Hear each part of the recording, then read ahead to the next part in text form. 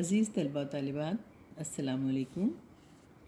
آج ہم آپ کو پرستان کی سیر کراتے ہیں۔ اشرف صبوحی صاحب طرز ادیب تھے۔ آج کا ہمارا سبق ان کی تصنیف دلی کی چند عجیب ہستیاں سے ماخوذ ہے۔ پرستان کی شہزادی۔ اس سے پہلے کہ سبق پڑھیں، اشرف صبوحی کا تعارف کراتی چلوں۔ اشرف صبوحی کا اصل نام سید ولی اشرف اور قلمی نام اشرف صبوحی تھا۔ آپ دہلی میں پیدا ہوئے۔ ابتدائی تعلیم گھر پر ہوئی۔ 1922 میں Anglo Arabic high school Delhi سے میٹرک کا امتحان پاس کیا۔ معروف ادیب شاہد احمد دہلوی ان کے ہم جماعت تھے۔ اشرف صبوحی محکمہ ڈاک و تار میں ملازم رہے۔ بعد میں آل انڈیا ریڈیو سے وابستہ ہو گئے۔ جب پاکستان کے بعد لاہور آ گئے۔ 1965 میں ملازمت سے سبکدوش ہو گئے اور ہمدرد دواخانہ کے شعبہ مطبوعات سے وابستگی اختیار کر لی۔ اشرف صبوحی ایک صاحب طرز ادیب تھے۔ اردو زبان، خصوصاً دہلی کے مختلف طبقوں کی بول چال اور وہاں کے روزمرہ اور محاورے پر پوری گرفت رکھتے تھے۔ انہوں نے بچوں کے لیے کہانیوں کی درجن بھر کتابیں بھی لکھیں جو بہت مقبول ہوئیں۔ ان کی تصانیف میں دلی کی چند عجیب ہستیاں، غبار کارواں، جھروکے، سلمیٰ اور بن باسی دیوی شامل ہیں۔ اشرف صبوحی نے چند انگریزی کتابوں کا اردو ترجمہ بھی کیا ہے۔ پرستان کی شہزادی۔ سیدانی بی کا ایک وقت میں بڑا دورہ تھا۔ قلعے کی اچھی اچھی مغلانیاں ان کے سامنے کان پکڑتی تھیں۔ محلات میں جہاں کوئی نیا جوڑا سلا، کسی نئی وضع کی ٹکائی کا ذکر ہوا اور یہ بلائی گئیں۔ شہر کی بیگمات میں بھی ان کے ہنر کی دھاک تھی۔ سب انہیں آنکھوں پر بٹھاتے تھے۔ آج پالکی چلی آ رہی ہے کہ بڑی سرکار نے بلایا ہے، کل ڈولی کھڑی ہوئی ہے کہ نواب سلطان جہاں بیگم نے یاد کیا ہے۔ نہ رات کو فرصت تھی نہ دن کو چین، صبح کہیں مہمان ہیں تو شام کو کہیں، لیکن باقی رہے نام سائیں کا۔ بڑھاپا آیا تو ہاتھ پاؤں نے جواب دے دیا، آنکھیں دھندلا گئیں۔ اب کون پوچھتا دنیا اور مطلب نہ رہا تو کیسی خاطرداری۔ برے وقت کا کوئی ساتھی نہیں، بیچاری کو ٹکڑے کا سہارا دینے والا بھی کوئی نہ تھا۔ جب بہت پریشان ہوئیں تو پڑوس میں ایک میر صاحب رہتے تھے، ان کی بیوی نے انہیں ترس کھا کر اپنے پاس رکھ لیا۔ جی عزیز طلباء و طالبات، اس پیراگراف میں جو مشکل الفاظ استعمال ہوئے ہیں ان کے میننگز میں آپ کو بتاتی چلوں۔ دورہ، شہرت، مغلانیاں، درزنیں یعنی کپڑا سینے والی جو خواتین کے کپڑے سیتی ہیں، کان پکڑتی، استاد تسلیم کرنا، وضع، نئی قسم کے، ٹکائی، سلائی کا انداز، ہنر کی دھاک، ہنر کی کا روب، آنکھوں پر بٹھاتے، بہت زیادہ عزت کرنا، چین، سکون، رہے نام سائیں کا یعنی باقی رہنے والی ذات اللہ ہی کی ہے۔ ہاتھ پاؤں نے جواب دے دیا، ہاتھ پاؤں کمزور ہو گئے یا اعضاء کمزور ہو گئے، آنکھیں دھندلا جانا، نظر کمزور پڑ جانا، مطلب، مقصد، ہارے وقت، برے وقت، ٹکڑے کا سہارا یعنی روٹی کا سہارا دینے والا، ترس کھا کر، رحم کھا کر۔ اگلا پیراگراف دیکھیے۔ سنا ہے کہ نہایت شریف گھرانے کی بیٹی تھیں۔ مرہٹہ گردی میں ان کا خاندان تباہ ہو گیا، یعنی مرہٹوں کا جب حملہ ہوا تو ان کا خاندان تباہ ہو گیا۔ برس دن کی بیاہی بیوہ ہو گئیں۔ اس زمانے میں دوسری شادی کرنا بڑا عیب سمجھا جاتا تھا۔ مغلانی کا پیشہ اختیار کر لیا، یعنی درزن بن گئیں اور لوگوں کے کپڑے سی کر اپنا گزر اوقات کرنے لگیں اور اپنی ہنرمندی کی بدولت رنڈاپا گزار دیا، یعنی بیوگی کا وقت جو تھا، بیوگی کا زمانہ اپنی ہنرمندی کی بدولت اچھے سے گزار لیا۔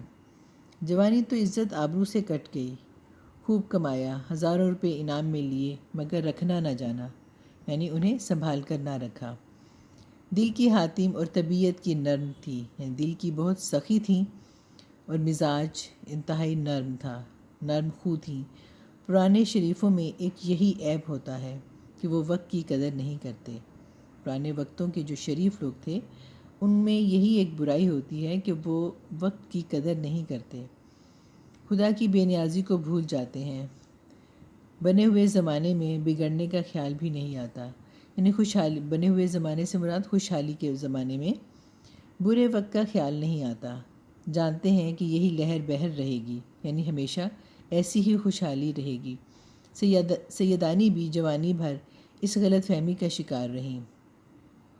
بڑھاپے نے آن دبایا، جوانی گزر گئی۔ جوانی کے گزرنے کا انسان کو پتہ نہیں چلتا کہ بڑھاپا غالب آ جاتا ہے، طاقتیں دغا دے گئیں، یعنی قوتیں کمزور پڑ گئیں، تو آنکھیں کھلیں، تو ہوش آیا، حقیقت واضح ہوئی، اور دوسروں کے سہارے پر زندگی کے اندھیرے دن پورے کرنے پڑے، اور دوسروں کے سہارے پر زندگی کے برے دن جیسے تیسے کر کے گزارنے پڑے۔ میر صاحب کے گھر والے چھوٹے سے لے کر بڑے تک سب کے سب انتہا سے زیادہ خوش مزاج اور خدا ترس تھے۔ ہر ایک سیدانی بی کو خدا کا بھیجا ہوا مہمان سمجھ کر ان کے سامنے بچھا جاتا تھا، یعنی ان کی بہت عزت کرتا تھا۔ سیدانی بھی 2-4 دن تو ذرا غمگین اور شرمندہ سی رہیں، پھر ان کا بھی دل کھل گیا، یعنی ان کا بھی دل خوش ہو گیا، اور اس طرح رہنے لگیں جیسے اپنے کنبے میں، جس طرح سے اپنے خاندان میں کوئی رہتا ہے۔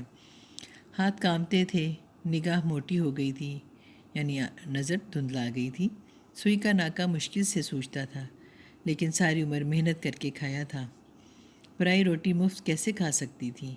صبح نماز پڑھ کر بچوں کو لے بیٹھتی، قرآن شریف پڑھاتی، نصیحتیں کیا کرتی، دوپہر کو سینہ پرونا اور کاڑھنا سکھاتی، شام ہوتی تو باورچی خانے میں جا کر کھانا پکانے کی ترکیبیں بتاتی، عشاء کی نماز سے فارغ ہو کر بڑے مزے کی کہانیاں سناتی۔ کہانیاں ایسی اچھی ہوتیں کہ بڑے بھی آ جاتے۔ میر صاحب اور ان کی بیوی دونوں خوش تھے کہ سیدانی بی کو بچوں کی تربیت کے لیے خدا نے بھیج دیا۔ ایسی شریف، نماز روزہ کی پابند، ہنرمند استانی صرف روٹیوں پر کہاں میسر آتی ہے۔ بچے ایسے گرویدہ ہوئے کہ دن رات سیدانی بی کے پاس بیٹھے رہتے۔ مشہور تھا کہ سیدانی بی پرستان میں بھی ہو آئی ہیں۔ وہاں کے بادشاہ نے انہیں اپنی بیٹی کا جہیز ٹانکنے کے لیے بلایا تھا، اور انہوں نے وہاں کئی دن رہ کر بڑے بڑے تماشے دیکھے ہیں۔ گھر والوں کو یہ خبر تھی، لیکن کبھی خیال نہیں آیا کہ سیدانی بی سے پوچھتے تو، کیا بی سچ مچ تم پرستان گئی ہو؟ شاباش، تمہارا جگرا، تم کو ڈر نہیں لگا؟ ایک دن سردیوں کی رات تھی، دلانوں کے پردے پڑے ہوئے تھے، چھوٹے بچے لحافوں میں دبکے اور بڑے لڑکے لڑکیاں انگیٹھی کے چاروں طرف بیٹھے کہانی سن رہے تھے۔ اتنے میں میر صاحب کی بیوی نماز وظیفے سے فارغ ہو کر آئیں۔ اتفاق سے کہانی بھی انڈا شہزادی کی تھی۔ جب یہ ذکر آیا کہ کانوڑے دیو کی جو شہزادی پر نظر پڑی تو سوتی کو پلنگ سمیت اٹھا کر لے گیا۔ کہنے لگیں، سیدانی بی، یہ جو لوگ کہتے ہیں کہ تمہیں بھی پرستان کے بادشاہ کا کوئی آدمی پرستان لے گیا تھا اور تم وہاں سے بڑا انعام و اکرام لائی تھیں، کیا یہ سچ ہے؟ سیدانی: ہاں بیوی، ہے تو سچ، بلکہ کئی دفعہ جنوں اور پریوں نے مجھے بلایا ہے۔ میر صاحب کی بیوی: اوئی، اور تم بے دھڑک چلی گئیں؟ سیدانی: پہلی دفعہ تو مجھے دھوکے سے لے گئے تھے، راستے میں جب بھید کھلا تو بتیری ڈری، لیکن کیا کرتی، دل کو مضبوط کر لیا، اللہ کو یاد کرتی ہوئی چلی گئی، نہ جاتی یا روتی پیٹتی تو جانے کیا آفت آتی۔ اس کے بعد جب گئی، ہنسی خوشی گئی اور ہنسی خوشی آئی۔ بیگم صدقے اپنے رسول صلی اللہ علیہ وآلہ وسلم کے اس پر ایمان رکھنے والے کا کہیں بال بیکا نہیں ہوا، یعنی اس کو کبھی کوئی نقصان نہیں پہنچا۔ پرستان میں بھی میری خاطریں ہوئیں کہ کیا کہوں۔ میر صاحب کی بیوی: کچھ بھی صحیح بوا، میرا تو پتا پھٹ جاتا، صورت دیکھتے ہی جان نکل جاتی، یعنی میں اگر ان جنوں کو یا پریوں کو دیکھتی تو میں تو بہت خوفزدہ ہو جاتی۔ پتا پھٹ جانا یعنی بہت خوفزدہ ہو جانا، اور ان کی صورت دیکھتے ہی میرا تو دم نکل جاتا۔ سیدانی: نہیں بھی، یہ سب کہنے کی باتیں ہیں، ڈر کی باتوں سے ڈر لگا کرتا ہے، جہاں ڈر سامنے آیا پھر کچھ بھی نہیں۔ دیکھو بیماری سے لوگ کتنا بھاگتے ہیں، اور جب بڑے سے بڑا دکھ بھی آ جاتا ہے تو سہنا ہی پڑتا ہے۔ میر صاحب کی بیوی: میں تو پھر کہوں گی کہ تم کو شاباش ہے، صد رحمت اس پر جس نے تمہیں دودھ پلایا۔ اچھا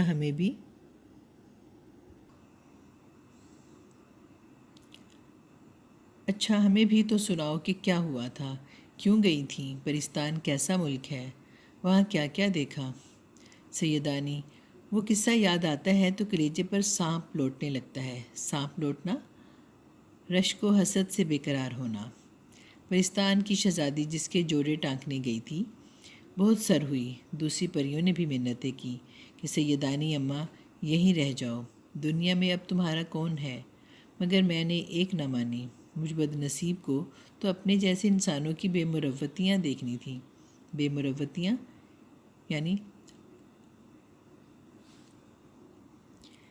مروتیاں یعنی بے وفائیاں دیکھنی تھیں۔ پرستان میں کیوں بستی؟ وہ تو اللہ نے تمہارے دل میں رحم ڈال دیا جو گور گڑھے کا ٹھکانہ ہو گیا، یعنی میرے مرنے کا بندوبست تمہارے ذریعے ہو گیا، یعنی قبر کا بندوبست ہو گیا، ورنہ تیرے میرے دروں کی ٹھوکریں کھاتی پھرتی تو مجھے کون پوچھتا۔ میر صاحب کی بیوی: سیدانی بھی، سب اللہ کے ہاتھ میں ہے، بندے میں کیا طاقت ہے کہ بھوکے کو دے یا پیٹ بھرے سے چھینے؟ ہر ایک اپنی تقدیر کا کھاتا ہے، ہماری کیا اصل کہ کسی کے ساتھ سلوک کریں؟ وہ زبردستی ہم سے تمہاری خدمت کرا رہا ہے۔ سیدانی: خیر اب تم کو اپنی بیتی کہانی سناؤں۔ بیگم: یہ وہ دن تھے کہ نواب اعظم الدولہ بہادر کی اکلوتی بیٹی کے بیاہ کی تیاریاں ہو رہی تھیں۔ مارا مار جوڑے سل رہے تھے، یعنی زور و شور سے تیاریاں ہو رہی تھیں اور نئی طرز کے جوڑے سل رہے تھے۔ اول تو مجھے رات دن وہیں رہنا پڑا۔ کام ہلکا ہو گیا تو دن کو چلی جاتی اور شام کو اپنے گھر چلی آتی۔ ایک روز جیسے بچے مکتب سے بھاگتے ہیں، میرا بھی جانے کو جی نہیں چاہا اور کئی جگہ سے بلاوے آئے، نہ گئی۔ شاید جمعہ تھا، کتنے ہی دن نہائے کو ہو گئے تھے۔ خوب نہائی، شام ہو گئی۔ بونڈ پلاؤ مجھے خوب بھاتا ہے، یعنی مجھے بہت پسند ہے بونڈ پلاؤ، سبز چنوں والا پلاؤ۔ ماما سے بونڈ پلاؤ پکوایا، تھکی تھکائی لیٹی تھی، اتنے میں جھٹپٹا ہو گیا، یعنی شام کا وقت ہو گیا جس وقت دوپہر ملتے ہیں۔ پلاؤ دم پر تھا کہ باہر سے کسی نے آواز دی: سیدانی بی کو سرکار نے یاد کیا ہے، پینس بھیجی ہے، یعنی ڈولی بھیجی ہے، جس طرح بیٹھی ہو اسی طرح فوراً چلی آؤ۔ میں بڑے نخروں سے جایا کرتی تھی۔ ایسے بے وقت اور اپنے بھاون کی پکوائی ہوئی چیز چھوڑ کر کھڑے ہو جانا میری عادت کے بالکل خلاف تھا، یعنی اپنی پسند کی پکوائی ہوئی چیز چھوڑ کر میں بالکل بھی نہیں جاتی تھی۔ لیکن ہونے والی بات میں نے ذرا انکار نہ کیا اور جیسی بیٹھی تھی سفید چادر سر پر ڈال سوار ہو گئی۔ نواب صاحب کا محل میرے گھر سے کوئی 2 آنے ڈولی ہوگا۔ قاضی واڑے سے نکلے اور خانم کا بازار آیا۔ پہلے تو مجھے کچھ خیال نہ ہوا، جب بہت دیر ہو گئی اور ہٹو بچوں کی آواز نہ آئی، بازار کے چراغ بھی جھلکتے ہوئے دکھائی نہ دیے، تو پردے کی جھری کھولی، یعنی پردے کو تھوڑا سا سرکا کر دیکھا۔ جو دیکھتی ہوں تو جنگل سائیں سائیں کر رہا ہے، یعنی ایک وسیع جنگل ہے اور جنگل میں بھرپور سناٹا ہے اور پینس کو جیسے پہیے لگے ہوئے ہیں اور ڈولی تیزی سے اڑتی چلی جا رہی ہے۔ کلیجہ دھک سے ہو گیا، بدن میں سنسنیاں آنے لگیں، یعنی سکتے کسی کیفیت ہوگی۔ خوف کے مارے دل لرزنے لگا، ہاتھ پاؤں ٹھنڈے پڑ گئے کہ یہ کیا غضب ہوا، یہ موئے کہار کہاں لیے جاتے ہیں؟ اس جنگل میں کون سی سرکار ہے؟ لیکن مرتا کیا نہ کرتا۔ دل کڑا کر کے میں نے اپنی آواز نکالی اور پوچھا، یعنی بڑا حوصلہ کر کے، دل کڑا کر کے یعنی حوصلہ کر کے آواز نکالی اور پوچھا: اے کمبختو، منہ سے تو پھوٹو، مجھے کہاں لے جاؤ گے؟ یعنی کچھ تو بولو کہ مجھے کہاں لے کر جا رہے ہو؟ ارے وہ تمہاری کون سی ستیاناسی سرکار ہے؟ تمہاری سرکار برباد ہونے والی کون سی ہے؟ ہنستے ہوئے کسی نے جواب دیا: سیدانی بھی، خفا کیوں ہوتی ہو؟ بادشاہ سلامت نے بلایا ہے، کوئی دم محلات دکھائی دیتے ہیں۔ ایسا معلوم ہوا کہ جیسے کوئی پالکی کے پاس بول رہا ہے۔ منہ نکال کر جو دیکھا تو بیگم کیا کہوں، ایک بے چاکی شکل کا آدمی تھا، یعنی بے ڈھنگی شکل کا آدمی تھا، बकरे का सा मुँह, घोड़े की सी टांगें और पालकी आप ही आप चली जाती थी। न कहार थे न कहारियाँ, यानी ना कोई डोली उठाने वाला था ना डोली उठाने वालियाँ। अब तो डर के मारे मेरा दम घुटने लगा। आंखें बंद कर लीं और कलमा पढ़ने लगी। ढेर होकर रह गई। मिनट 2 मिनट के बाद फिर हिम्मत करके अव्वल मरना आखिर मरना, फिर मरने से क्या डरना, और ललकार कर बोली, अरे जवान मर्ग, तू कौन है, जिन या भूत? यानी ए जवान मर्ग, यानी जवानी में मौत आने वाले शख्स, तू कौन है, जिन है या भूत है?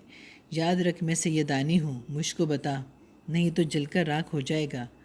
भला चाहता है तो मुझे यहीं उतार दे।